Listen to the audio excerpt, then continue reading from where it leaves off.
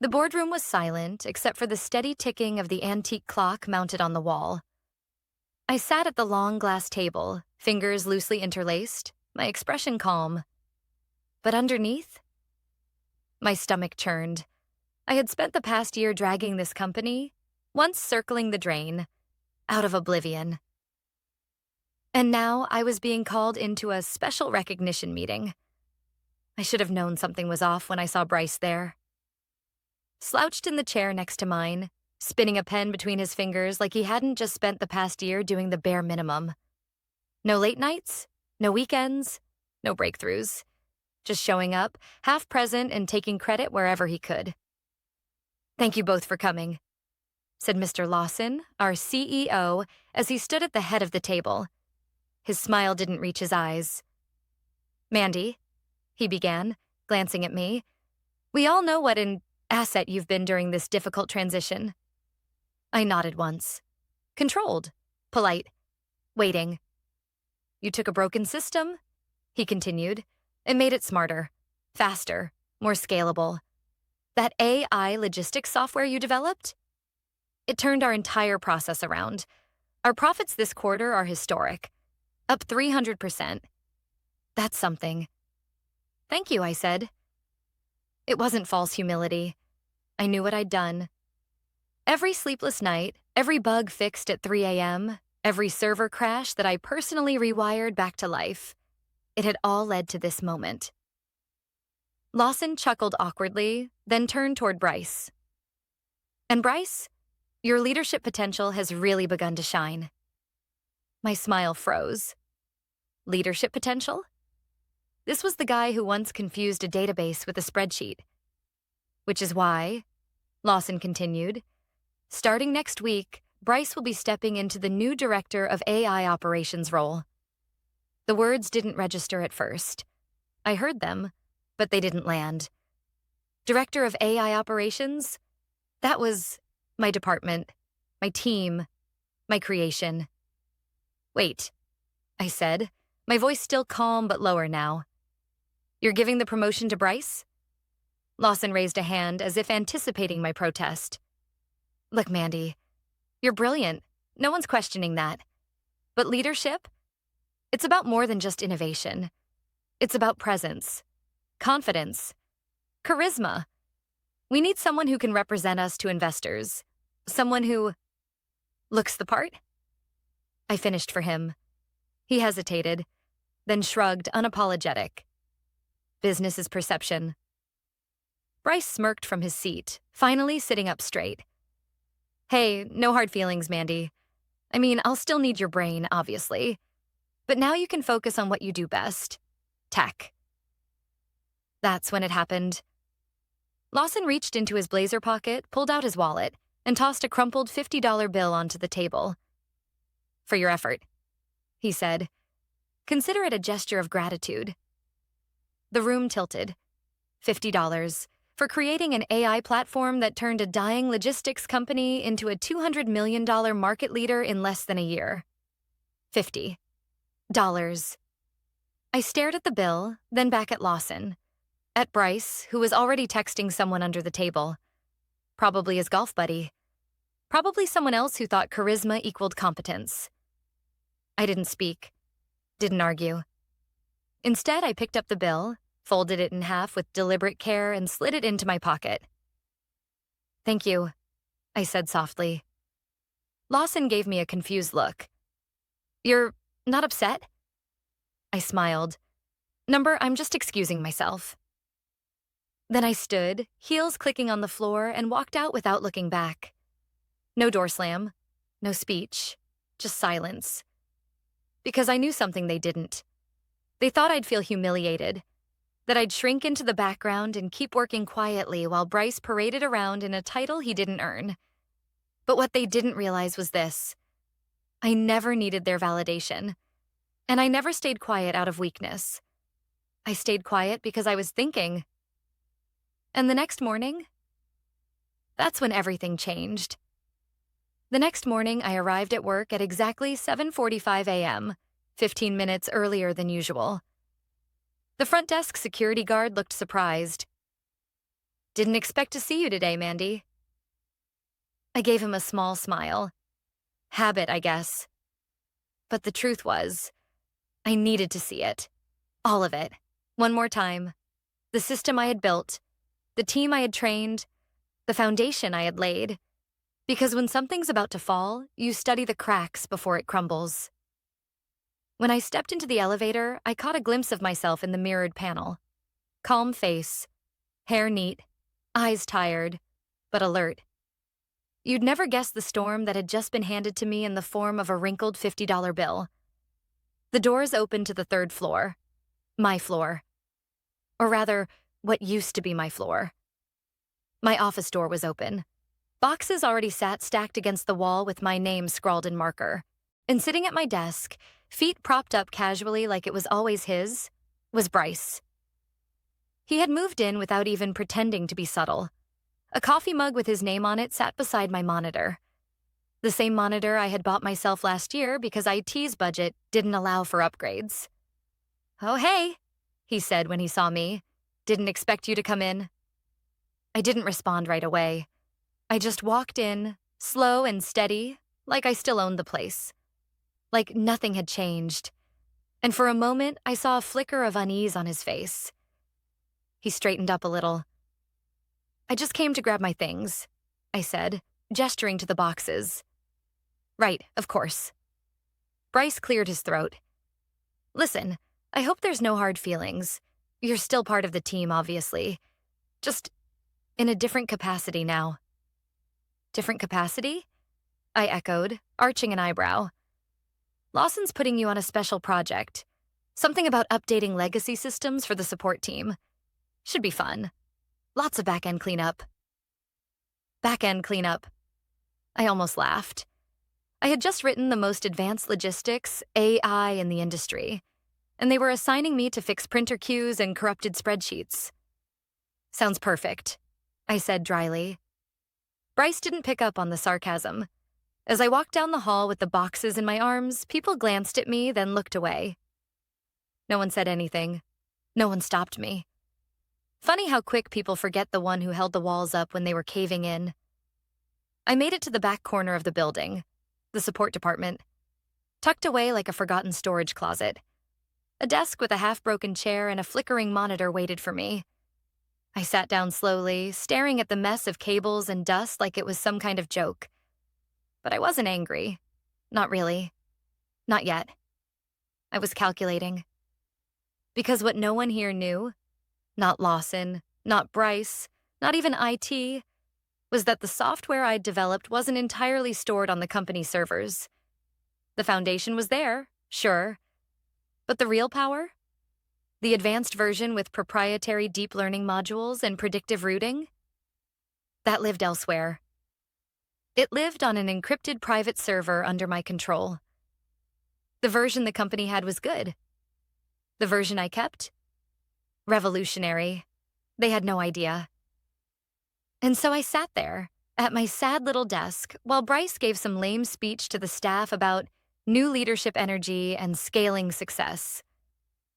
I pulled out a notepad and began sketching something. Not code. Strategy. By lunchtime, I had made my decision.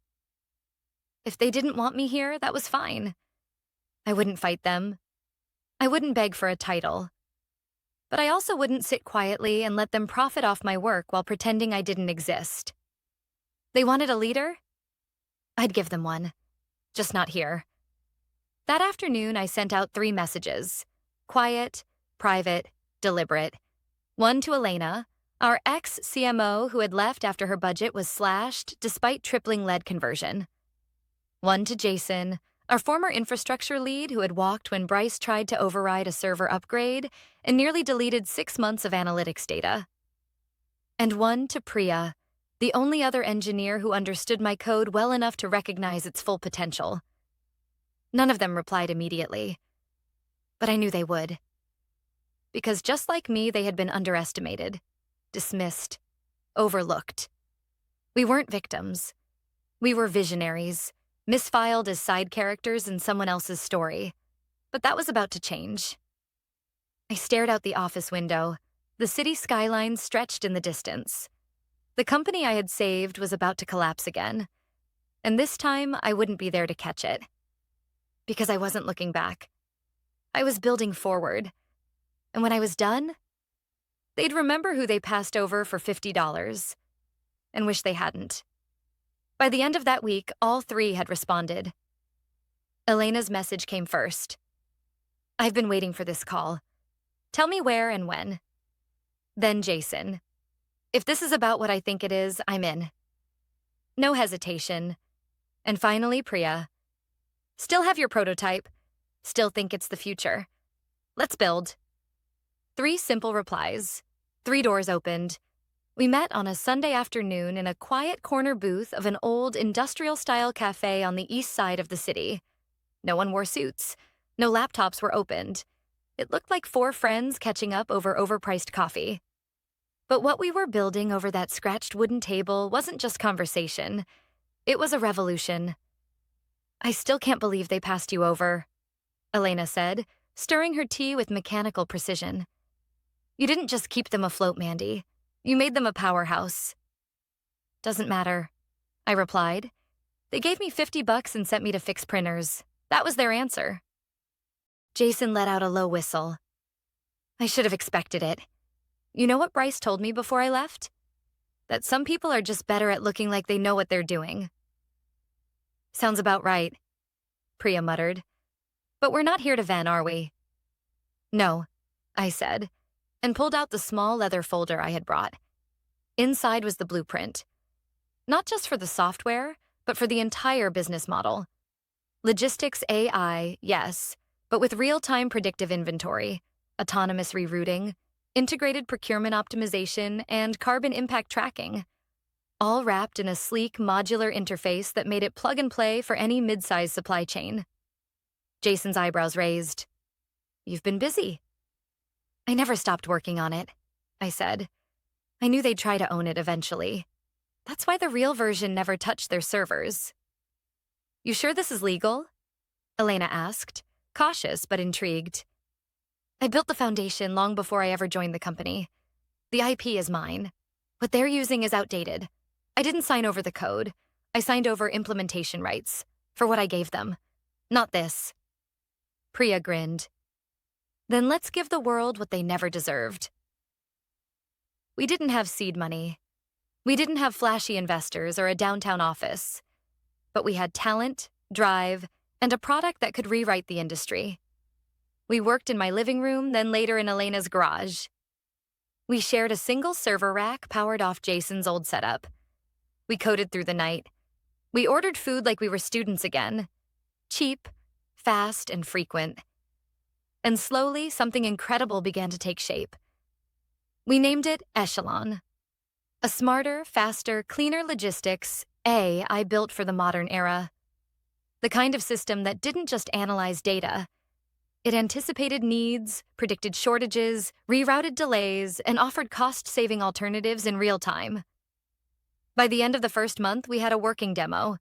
By the end of the second, we had secured our first client, a mid-sized international warehouse network that had been looking to replace their outdated Caldwell software for months. They didn't even flinch when we named our price. We launched Echelon in week 10, and within 48 hours, their operations were running 25% faster. But it was week 12 that changed everything. A headline dropped on the industry wire. Caldwell Systems faces major client losses after internal software glitches. I recognized the names. 3 of their top clients, companies I had personally onboarded during the AI rebuild, were walking away. All 3 were now in talks with us. Bryce, apparently, had tried to streamline some of the back-end modules. In doing so, he broke the load distribution system, crippling delivery times across multiple routes. They patched it, of course. But it was too late. The industry had seen the cracks. I watched from my small desk at Caldwell that morning as panic began to spread. Emails flew back and forth. Department heads got called into meetings. IT whispered about someone being fired soon, and I just sat there, quietly sipping my coffee. Because while they were scrambling to salvage the present, we were already building the future. That night, I walked into our shared workspace where Jason was tweaking the server and Elena was finalizing a pitch deck. I took a deep breath. Next week, we go public. Priya looked up from her laptop. Press release? Press release, full brand launch, demo video, everything. Bold, Jason said, smirking. Necessary, I replied. They need to see what real leadership looks like.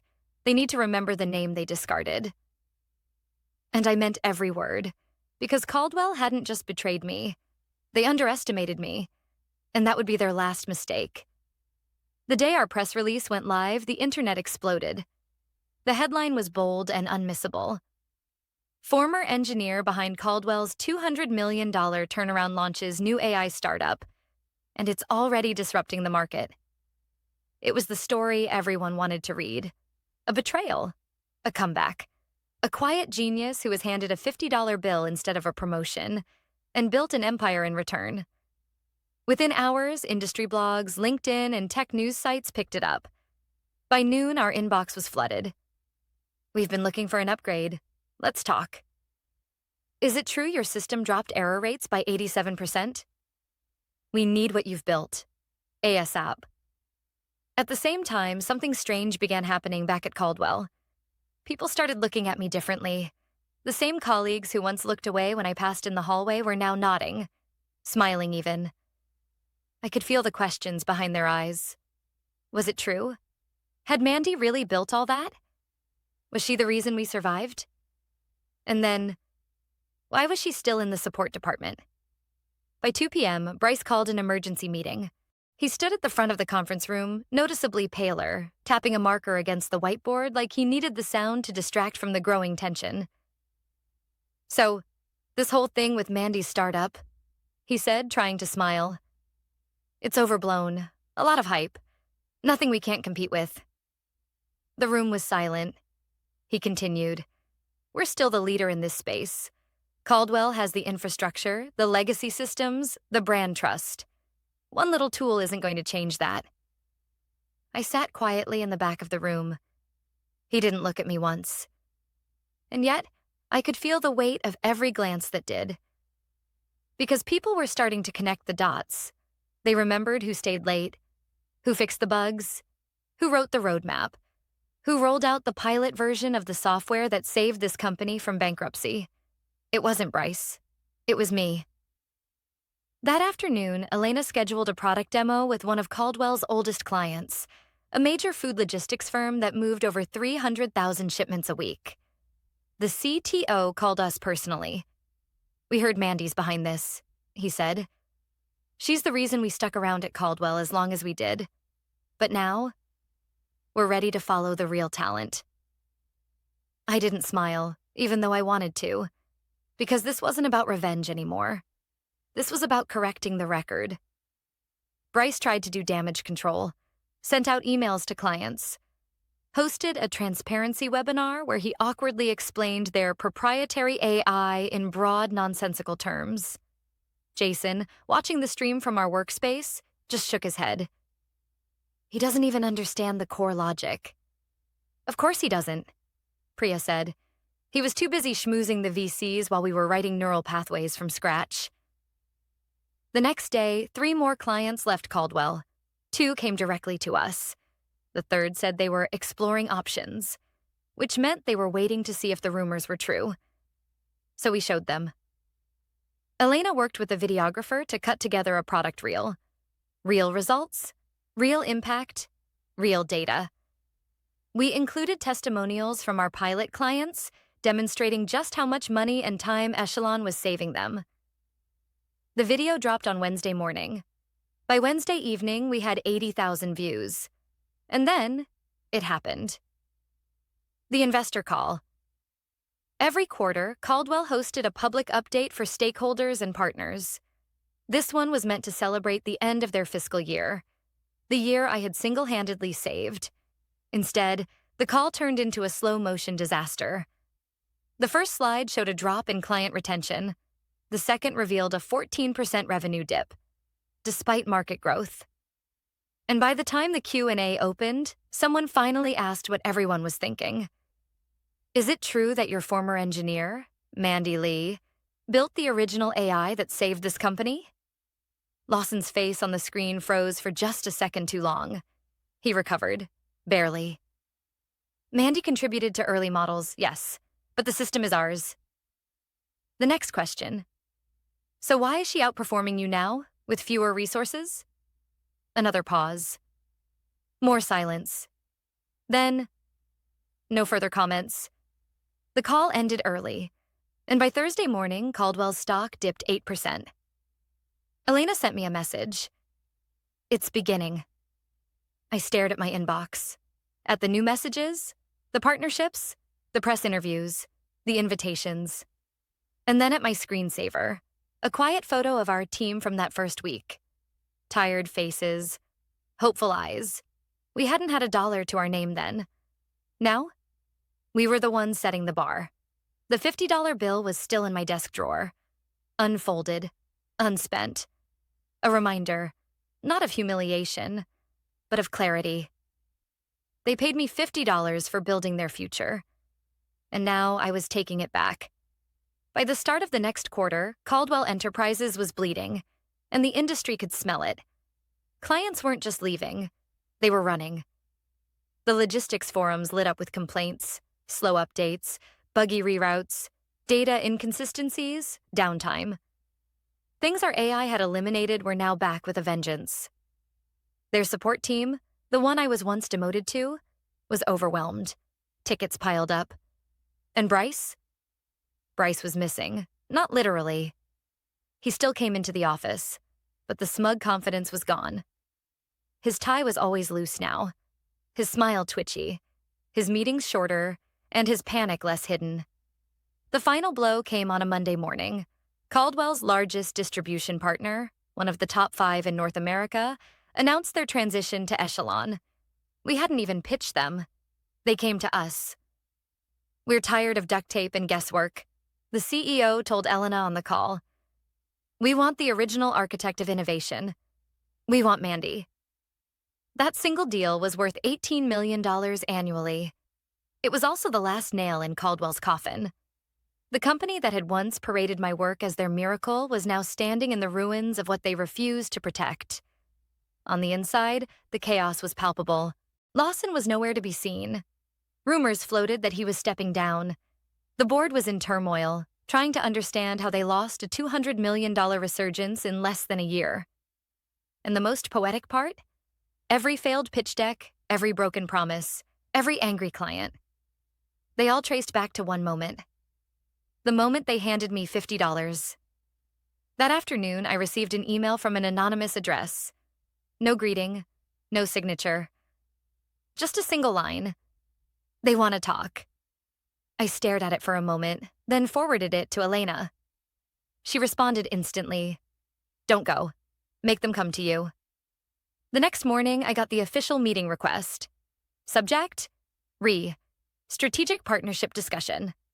From Lawson, Richard Time, Friday, 10 a.m. Location, Nova Systems. HQ attendees, Richard Lawson, Bryce Jennings. I leaned back in my chair. Nova Systems, HQ, my company, my terms. Jason saw the invite appear on our shared calendar and chuckled. Should we prepare snacks? Or just bring popcorn? Friday came fast. I wore black. Not for drama, but for precision.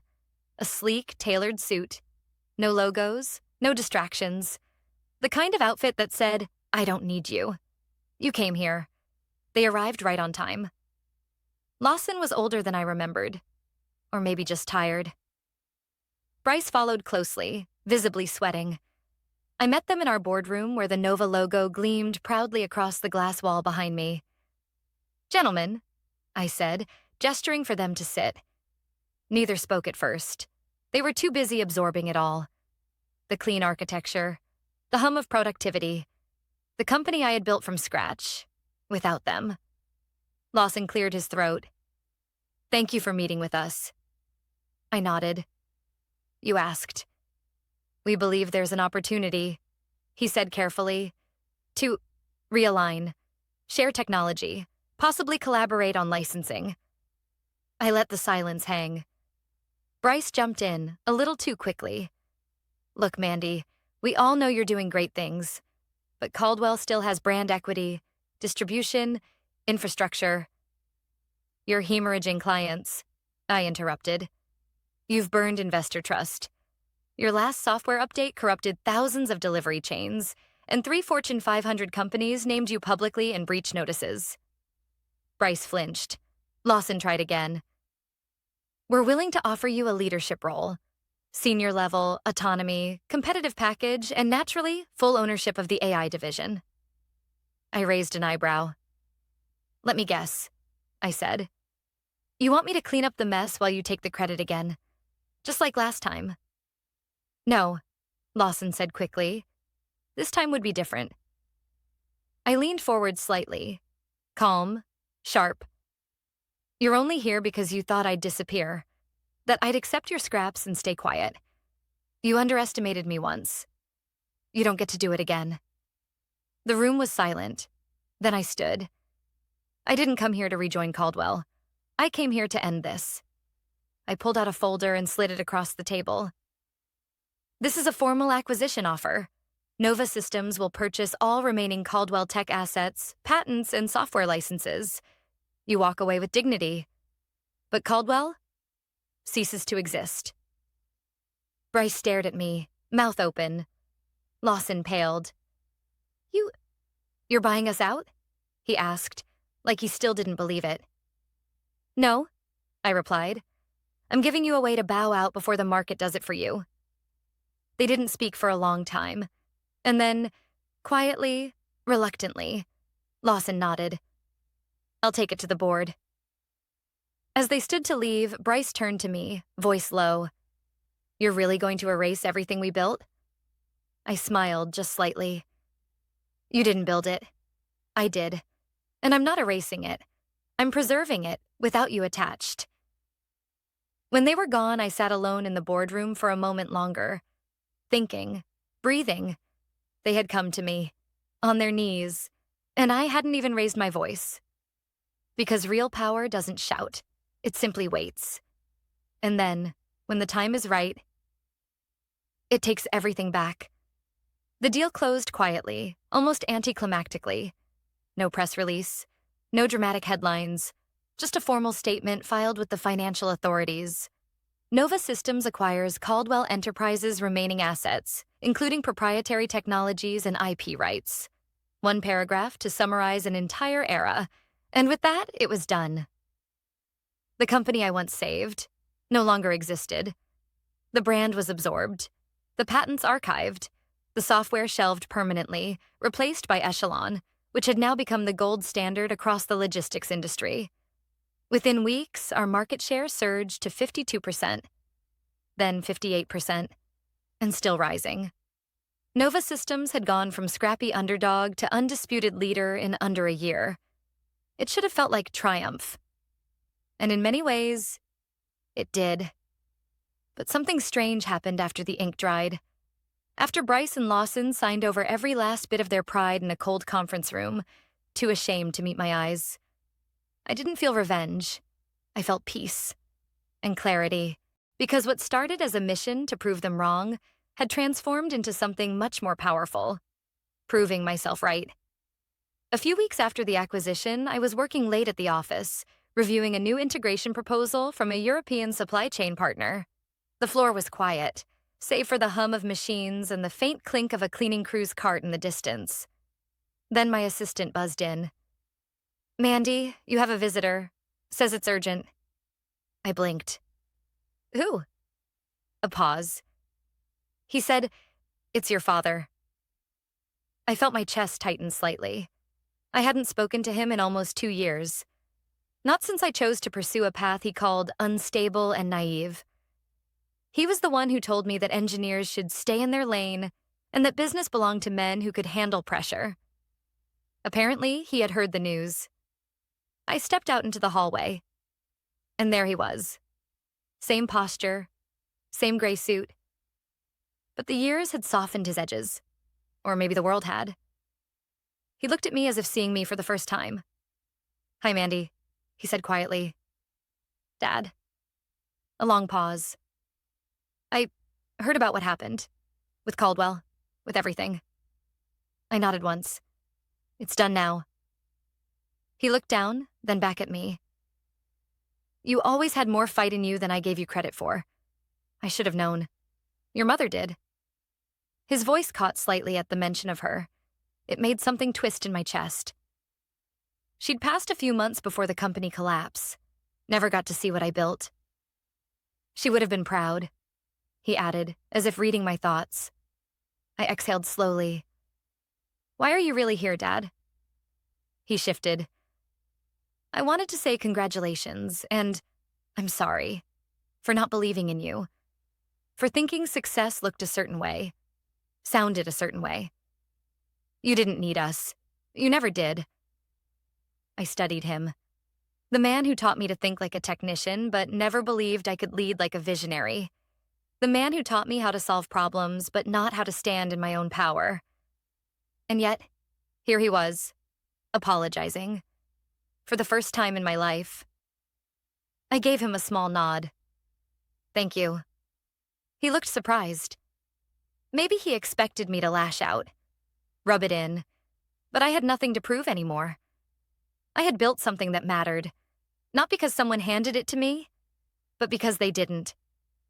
We stood in silence for a few more seconds, then I turned back toward the office. I should get back. We're reviewing a $120 million rollout this week. He smiled faintly. I'll let you get to it. I just wanted to see you standing where you belong. I didn't say anything else, just walked away. Tall, quiet, steady, because that was enough. The next day, Nova Systems hosted its annual leadership summit, our first as a top industry player. CEOs, CTOs, innovators from around the world filled the grand hall. I stood at the podium, the stage lights warm on my skin, the weight of hundreds of eyes focused on me. But this time, I wasn't nervous. I wasn't trying to win anyone's approval. I was here because I had earned it. As I wrapped up my keynote, I paused before the final slide. There's something I want to leave you with, I said. When people underestimate you, let them. When they hand you $50 and call it thanks, take it. Not as a reward, but as a receipt. Laughter. Applause. I smiled. Because when the world tells you that you're only worth what they decide, prove them wrong. Build something they can't ignore. And when they finally see you standing on top of the thing they tried to bury you under, just smile and get back to work. As I stepped off the stage, I felt something shift inside me. This wasn't the end. It wasn't even the climax. It was just the beginning. Of a legacy built not from revenge, but from resolve. Of a woman who took $50 and turned it into an empire.